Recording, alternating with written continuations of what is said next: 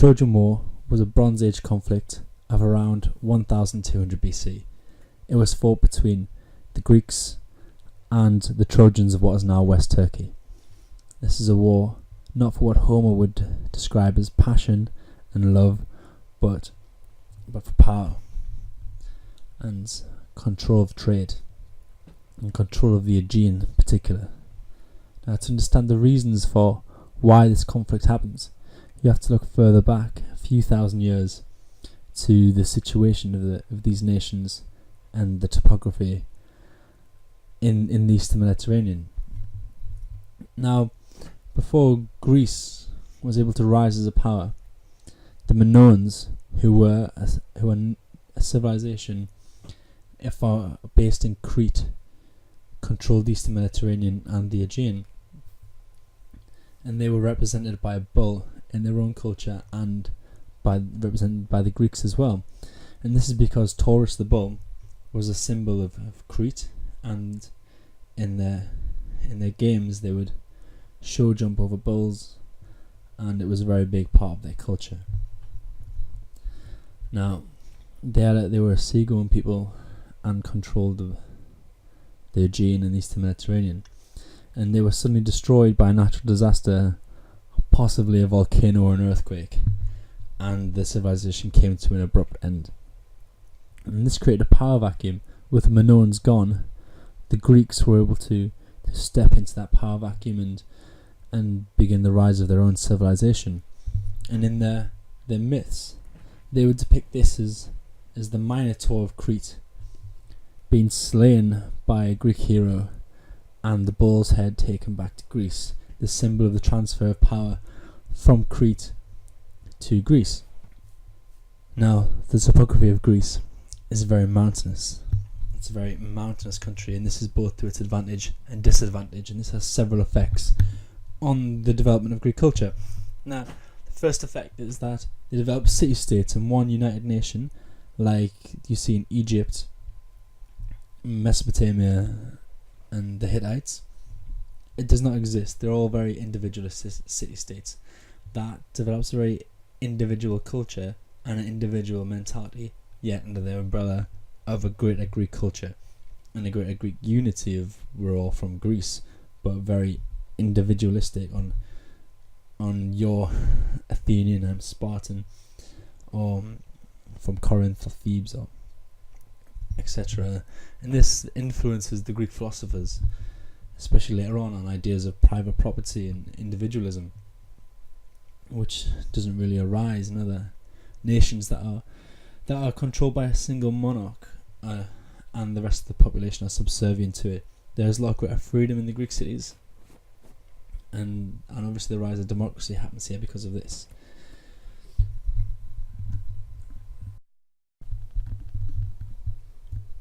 Okay, as we know, Greece is a very mountainous country, and the city-states were very defensible because of this. Either they were surrounded by defensible mountains, or they were built upon a mountain, which is known as a city acropolis, where you have the government at the peak of the hill, and the city built down below it in layers, which is all very defensible from attackers, but also allows the government to attack its own citizens if it needs to. And also the citizens will have to look up to the government. Literally look up. So, eventually, in 1200 BC, in and around, the city of Mycenae develops a hegemony over the rest of Greece and vassalizes several other Greek states. And the Mycenae are a warlike people, and their symbol was a lion, and it's decorated everywhere all over the city. And this symbol of a lion comes directly from the Hittite Empire, as a lot of ideas came from east to west. Now, the Hittite kings would hunt lions as a symbol of their dominion over the land, over nature, and over the subjects of their empire. And the Mycenaeans sought to emulate this and emulate such imperial power. Now, to take control of Greece, they had to control the trade in the Aegean. This was vital. And across the sea, they had a rival at in what is now modern day western Turkey, at the entrance to the Black Sea, the city of Troy. Now, at this strategic point, Troy can control the trade from the Black Sea flowing into the Aegean, and thus project its power further into the Aegean. And it controlled many city-states along the coast of what is now Turkey. At this point, when you have conflicts of interest, a war is inevitable. And now let's turn to Homer. Now, the story of Troy and Homer initially begins with the marriage of Helen. Helen is the princess of Sparta, and her husband will become the king of Sparta. So the Greek princes and kings have a competition with who will marry Helen and become the king. Now, the king of Sparta will dominate the Peloponnese, and this is a very powerful position in Greece.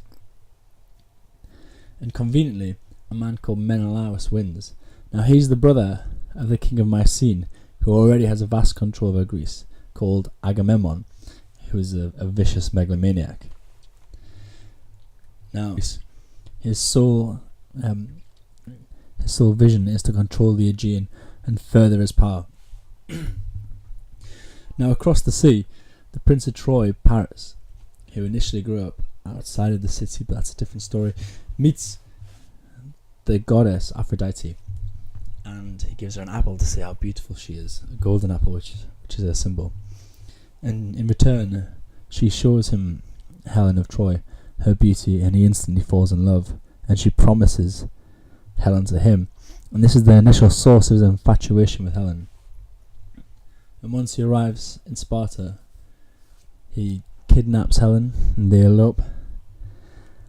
And this gives the Greeks a cause for war, a front for war, behind Agamemnon's megalomaniacal ambitions.